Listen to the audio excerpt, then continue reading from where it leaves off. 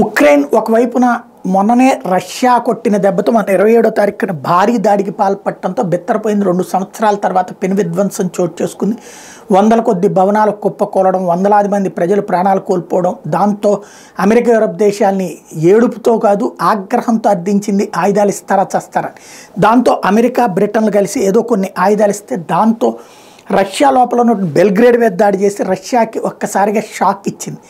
కానీ ఆ తర్వాత కొన్ని కీలక పరిణామాలు చోటు చేసుకున్నాయి. ఇప్పుడు ఉక్రెయిన్ సైన్యంలో తిరుగుబాటు జరుగుతోంది. తాజాగా కొన్ని విజువల్స్ కనబడుతున్నాయి. ఉక్రెయిన్ సైన్యం రష్యా మీద దాడికి వెళ్తుంటే ఉక్రెయిన్ సైన్యమే దాడికి తిరగబడింది. ఉక్రెయిన్ సైన్యమే తిరగబడింది. ముందున్నటువంటి ఉక్రెయిన్ సైనికుల మీద వెనక నుండి కాల్పులు జరపడంతో ఉక్రెయిన్ సైనికుల చేతుల్లో ప్రాణాలు కోల్పోయారు. ఇది అర్థం కానటువంటి పరిణామం. ఎందుకు జరిగింది అన్నటువంటిది ఇది అనూహ్యమైనటువంటి పరిణామం.